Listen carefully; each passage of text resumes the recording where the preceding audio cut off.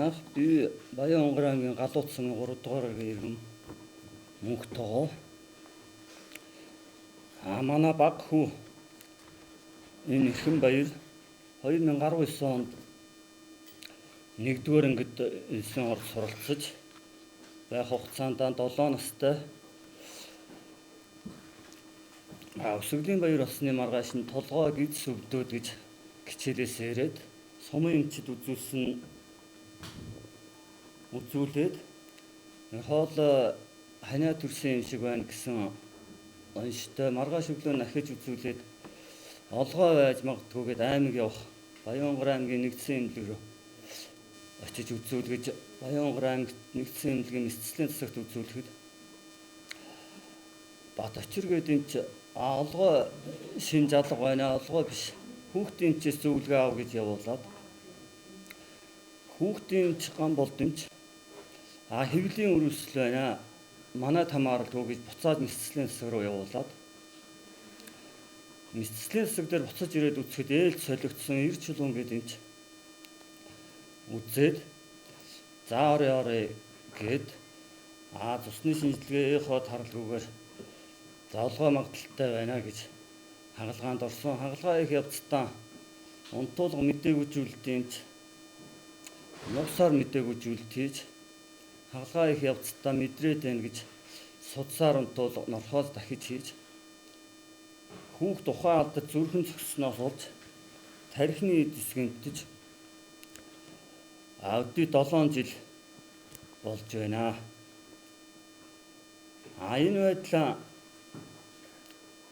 Баян Онгорын аймгийн нэгдсэн эмнэлэгт 11 хоног ухаан орохгүй байхдаа ховолтой буусан онгоцыг хуваараа гуйж Улаанбаатар хотод их нялхас хүүхдийн эмнэлэгт хүргэгдэн ирж 14 хоногийн дараа ухаан орж сэргсэн. Энэ байдлаар сэргснийхаа дараа бүх үеийн чангаралттай тэр зургийг бариад яхасан.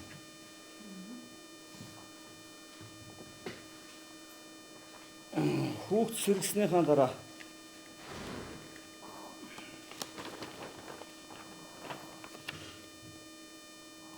ийм байдалтай сэргэж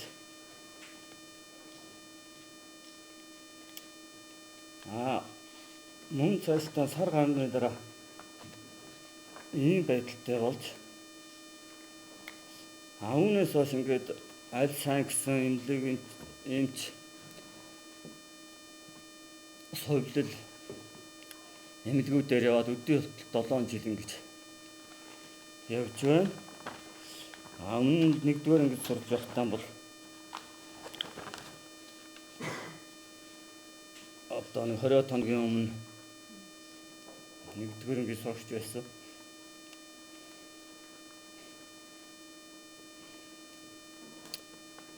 За үүний дараа 7 сарын 20 дээрээс цагдаа прокурор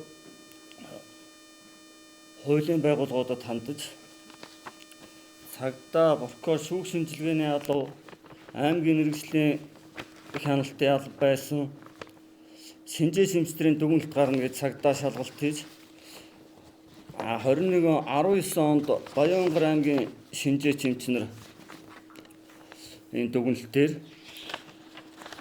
шаардлагагүй олгоо өрөвсөйг олгоо гэсэн дүгнэлт гарч мэдээгүйжүүлэлтийн эмч 2 дахиж хоёр мэдээгүйжүүлэлт хийсний улмаас тархины эд гэмтсэн өгцсөн гэсэн дүгнэлт гарсан. Эрүүл мэндийн яам эмгэг судлалын эмчнэр бас энэхүү эд шинжилгээний материал мухар улгаан ханны гистологийн хэвийн бүтц хэвийн эмгэг өөрчлөлт илэрсэнгүй гэсэн ийм дүгнэлт бас гарсан. Аймгийн мэргэжлийн хяналт мөн адил олгоо цусны шинжилгээ авч эход харж бүрэн онцлоогүй олгоог авсан. Өрөвсөйгүй олгоо авсан. Мэдээгүйжүүлэлт нь 2 хийгдсэн. Хүүхдэд нугсаар болон судсаар унтуулга ахин хийсний улмаас тархины эд гэмтсэн гэсэн эмч нарын хариуцлагагүй гэсэн буруутай дүгнэлт гаргасан байсан. Тэгээд 2 жил гарan цагдаагийн байгууллага шалгаж цагдаагийн байгууллагын мөрдөн байцаагч ганц хүн, гошууч ганц хүн шинжээч шүүхийн үндэсний хүрээлэнгийн шинжээч 7 инчийн дүгнэлт гаргуулна гэд материалаа хот руу явуулчлаа. Танай хүүхдийг тэр материалыг аваад эмчнэрт хүргээд өгөөтгөөч гэд цагдаагийн байгууллага шалгаж байгаа байдал нь хүүхдээр 2 жил материалаа зөвлөж эмчнэрээр дамжуулж шинжилгээ дүгнэлт гаргуулах гэж 2 жил болж 21 онд хамгийн сүүлийн 7 инчийн дүгнэлт гэж гарлаа гэд 21 оны 9 сард ирэхэд ахиад 21 оны 3 сард ирэхэд ахиад 7 инчийн дүгнэлт дутуу гэд ахиад гаргуулахаар болсон. Ингээд шүүхийн шинжилгээний үндэсний хүрээлэнгийн 7 инчийн дүгнэлт анх эхлээд гаргасан дүгнэлт нь шүүх шинжилгээний гошууд цагдаагийн гошууд Гамболд, Амар Түвшин, Отгонбаяр, Бямсран, Гамбат, Инг Жаргал ийм 7 инчийн дүгнэлт Мөнх Доогийн Эрхэнбаярын нас орсон шалтгаан нь үргэлжлэлтэй улаалтай олгоо авсан зөв гэсэн дүгнэлт гаргаж хүүхдийг нас орсон болгоод дүгнэлт гаргуулж ирсэн байсан. Дараагийн дүгнэлт нь ахиад 7 инчийн дүгнэлт ирчлээ гэд ахиад дүгнэлт гаргуулад ирсэн.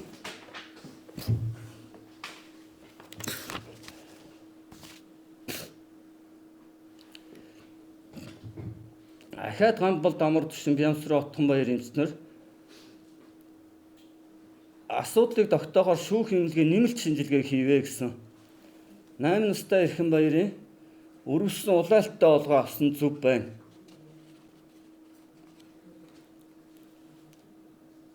Талигач Мөнх Доогийн Эрхэнбаяр 8 настай эрэгтэй нас орсон шалтгааныг болон бусад асуудлыг тогтоохоор шүүх эмнэлгийн нэмэлт шинжилгээ хийв гэсэн. Ингээд өрөвсөн улаалтай олгоо авсан зүв байна. Мэдээгүйжүүлэх буруу хийгдсэн байна гэсэн дүгнэлт хийгдэж шүүх шинжилгээний хүрээлэнгийн эмчнэр цагдаагийн Баянгор аймгийн прокурор цагдаа 3 жил гарan шалгаж дүгнэлт гаргуулах гэж эмчнэрт материалаа унаан дайж явуулж хүүхдээр дамжуул зөөлгөж ийм зөрүүтэй дүгнэлтүүд гарч 22 оноос хойш 6-7 удаа шүүхийн шүүх хурал болж хойшлогдож энэ зөрүүтэй дүгнэлтүүдээр аливаар нь шийдэж чадахгүй улсын шүүх рүү явж буцаж Баянгорын шүүх рүү ирж ингэж 23 оны 3 сард хамгийн сүүлийн шүүх хурал болж шүүхийн тогтоол унтуулгын эмчийн буруутай гэсэн тогтоол унтуулга эмч мэдээгүйжүүлэлтийн эмч хүнд гэмтэл учруулсан гэсэн буруутай тооцогдов гээд өршөөлт хамрагдж байгаа гэсэн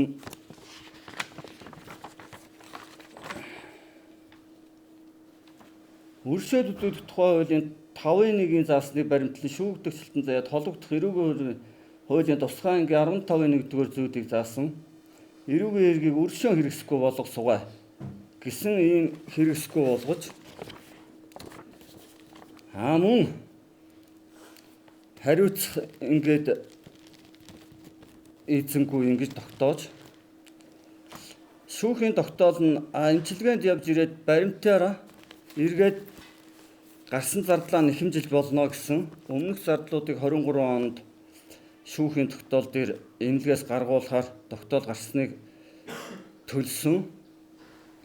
23 оноос хойш гарсан зардлыг эмчилгээ хийлгэсэн зардлыг нэгдсэн эмнэлэг-с иргэний шүүхээр нэхэмжил гаргаад 23-4 онд 3,500,000 төгрөгийн нэхэмжил олгохоор болоод шүүх тогтоогоо шийдвэр гүйцэтгэхээр Баянгор аймгийн нэгдсэн эмнэлгээс жил гарan болж ээж 3,400, 4,500-аар цуулж энэ жил дууссан. Нодингийн хувийн эмнэлгүүдэд бас нэг 2 сая 600 мянган төгрөгийн эмчилгээ хийгдээд бас иргэний шүүхээр 25 оны 6 сард иргэний шүүхээр нэхэмжлээд олгохоор болгуулаад шийдвэр гүйцэтгэхээр одоо хүртэл нэгдсэн эмнэлгээс нэг төгрөгийн 2 сая 600 мянган төгрөгийг төлөгдөөгүй байгаа. Шүүх хууль бидэнд ингэж үйлчилж байгаа байдал нь 4 жил шалгаж байгаа гэж ийм дүгнэлтүүд гаргаж хүүхэд 100% асаргаанд зайлшлах, зайлгах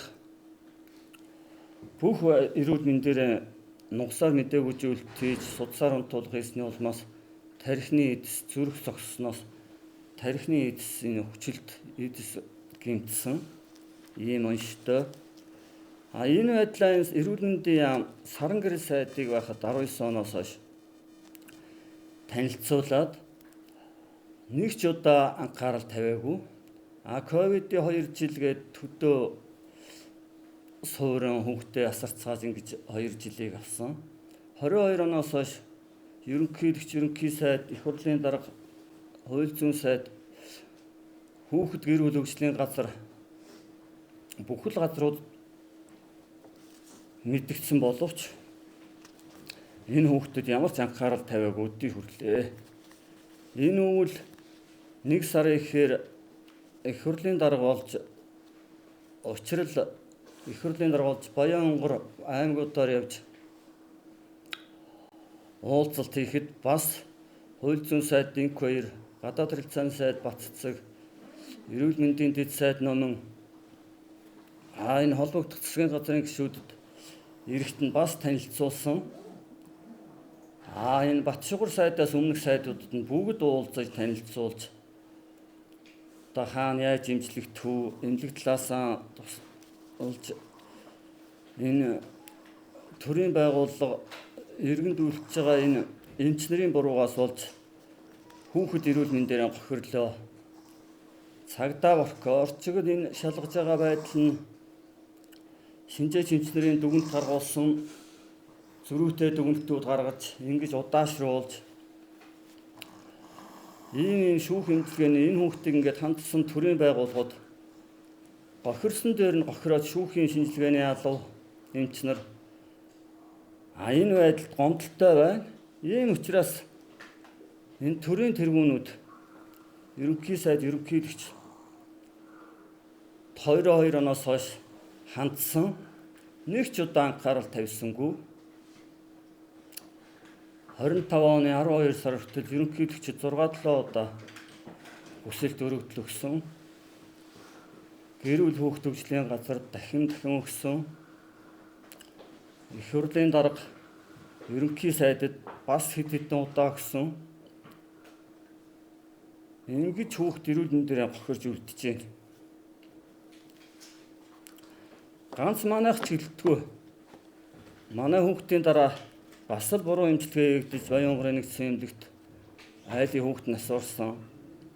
23 он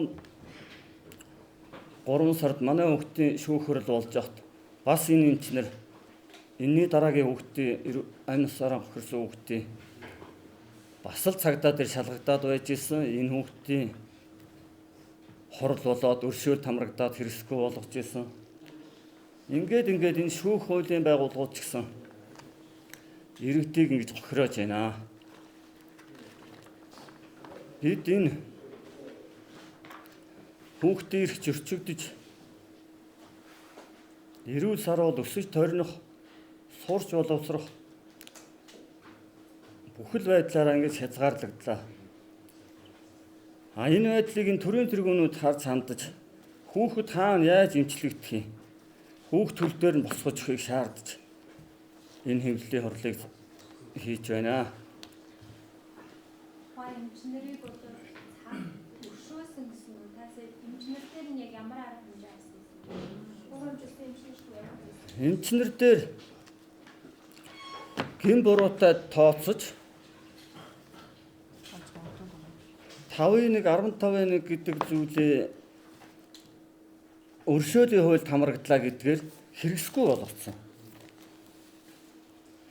Энэ байдлаа энэ эрүүл мэндийн яамд танилцуулаад яхаар шүүхийн тогтоол үзьгээд шүүхийн тогтоол 23 оны 3 сарын 6-ны шүүх хурлын тогтоолыг үзээд хэрэгсгүй болгоцсон байна шүү дээ. Дахиад гомдолтой бол дахиад хуулиараа яв. Одоо тэр эмчнэр ажиллаа хийж байгаа юм. Хийж байгаа. Хийнэ хэрэгсгүй болгоод ажиллаа хийцгэж байгаа болохоор хариуцах гэсэн байхгүй. Одоо эрүүл мэндийн яамч гэсэн та нар гомдолтой бол дахиад хуулиараа гомдол гаргаад явж болно шүү дээ гэх. Ийм байдалтай. Ерөөсөө иргэд энэ төрийн байгууллага хүн гохирох ард иргэдийн хүүхдүүд амь нас эрүүл мэндээр гохирсон дээр нь энэ хуулийн байгууллагууд бас нэмж гохироодог. Ийм дүрм журамтай юм уу? Ийм тогтоолтой юм уу? Хөрөлсөх ерөнхийлөгчд хэд удаа 22-оос хойш хандхад нэг ч удаа энэ Монгол улсад тэр мод хөтөлбөр мөчир тарих үйл ажиллагаа нь бидний хүүхдээс ер нь илүү дээр энэ улсын ажил байдаг юм уу? Ард иргэд ингэж эрүүл мэндээр гохирох бидний үр хүүхэд ийм байдалтай хинч хариуцах эзэнгүй ийм байх ёстой юм уу? Төрийн тэргүүн гэхэд ганц чиг энэ амь нас эрүүл мэндээр гохирж байгаа хүүхдүүдийн эрхийн үүднээс нэг ч удаа ерөнхийлөгч дуурсангүй. Харин 6 жилийн хугацаанд мөчир тарьдаг ажилтай байдаг юм шиг байна. Одоо та эмчнэрийн нэрийг хэлж болох одоо ажиллаа хийж байгаа хавыг цансаар зэрэг нөгөө онцлох хийсэн эмчнэрийн Энэ Баянгор аймгийн нэгдсэн эмчийн эрчим тасгийн эмч Алтан Заяа гэд унтуулгын мэтээгүй зүйлтэй эмч хагалгааны эмч нь Ирч Чулуун гэд эмч орсон. Ийм байдалтай ингээд 7 жил болж байна. Бид одоо хаана хандах энэ улсын хэмжээнд бол бүхэл совлил, арьшаа, барай засал, сэргээн засах эмнэлгүүд, аль сайн гэсэн эмч эмнэлгүүдээр эмчлүүлж үдийн хүртэл 7 жил ийм байдалтай байна.